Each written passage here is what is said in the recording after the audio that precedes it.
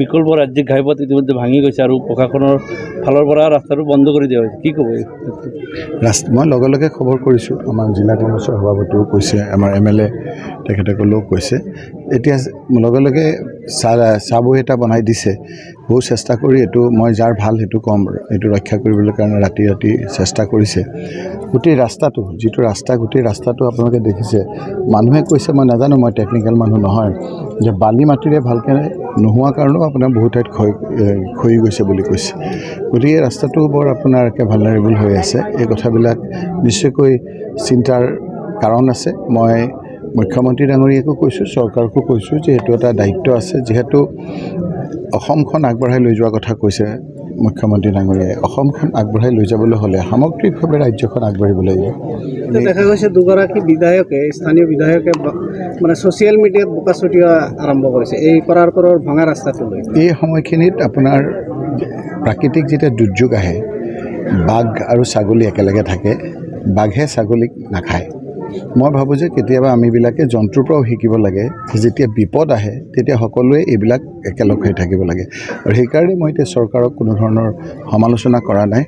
য'ত বানপানী হৈছে, মানুহক খাদ্য যোগান ধৰিবৰ কাৰণে হৈছে, কথা ক'ব নোৱাৰা পশুক যাতে পশু খাদ্য দিয়ে, মানুহৰ যাতে বেমাৰ নহয় তাৰ কাৰণে যাতে স্বাস্থ্যৰ প্ৰতি লক্ষ্য ৰাখে, পানী যাতে ভালকৈ খাব পাৰে তাৰ কাৰণে PHC বিভাগক, এই সময়খিনিত মই কাকো সমালোচনা কৰিব খোজা নাই। পৰৱৰ্তী সময়ত আপোনালোকৰ যোগেদি আৰু কথাবিলাক আমি স্পষ্টকৈ ক'ম।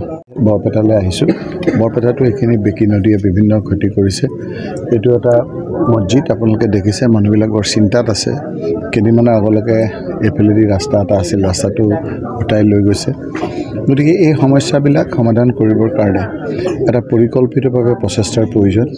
মোৰ এটা দায়িত্ব আছে, যিহেতু ইয়াৰ মানুহে যথেষ্ট আমাক সহায় কৰিছে। মই উপযুক্ত প্লেটফৰ্মত সজোৰে এই কথাখিনি ক'ম। বৰপেটা এটা আনলাইটেড জেগা, সংস্কৃতিবান জেগা।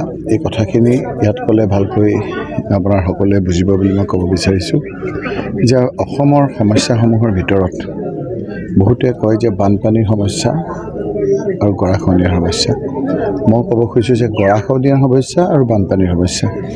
আজি আপোনাৰ বানপানী হৈছে, যথেষ্ট ক্ষতি হৈছে, আপোনাৰ ৰাস্তা ঘাট দলং, কিন্তু গৰাখহনীয়ে যিটো আপোনাৰ হানি কৰে, শ বিঘা মাটিৰ মালিক নিমিষতে ব্ৰহ্মপুত্ৰত বা বেকী নদীয়ে যেতিয়া লৈ গুচি যায়, তেতিয়া পথৰ ভিখাৰী হৈ যায়। আৰু যেতিয়া পথৰ ভিখাৰী হৈ ক'ৰবাত আশ্ৰয় লয়, তেতিয়াহে তেওঁক সন্দেহ কৰি বিভিন্ন ক্ষেত্ৰত তেওঁক অপমান কৰে। গতিকে সমস্যাবিলাক উপযুক্ত আমাৰ ঠাইত, সংসদৰ ভিতৰত, সংসদৰ বাহিৰত উপস্থাপন কৰিব লাগিব।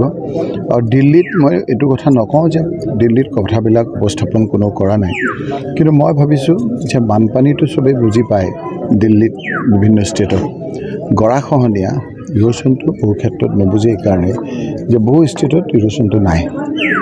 বানপানীয়ে যে নদীয়ে যে একেবাৰে গোটেই মানুহৰ মাটি লৈ যায়, সেই কথাটো বিভিন্ন ষ্টেটে বুজি নাপায়। গতিকে মোৰ এটা দায়িত্ব হ'ব সংসদৰ ভিতৰত, সংসদৰ বাহিৰত ভালকৈ ইৰোশ্যনটো বুজাই দিয়াৰ কাৰণে। আমি একেবাৰে টেকনিকেলি চাউণ্ড মানুহ আনি ভালকৈ একেলগে কৰি পৰিকল্পিতভাৱে ৰাষ্ট্ৰই যদি দায়িত্ব লয়, তেতিয়াহ'লে এবাৰতে দুবাৰতে এই গোটেই সমস্যাটো সমাধান হয়, বহু ধৰণৰ টেকনিকেল এক্সপাৰ্টসকলে কৈছে। সেয়েহে আমি কৈছোঁ যে এইটো অকল অসমৰ সমস্যা নকৰি ৰাষ্ট্ৰীয় সমস্যা হিচাপে গৰাখহনীয়াক যদি চিহ্নিত কৰে, তেতিয়া এই ক্ষেত্ৰত যথেষ্ট সহায়ক হ'ব।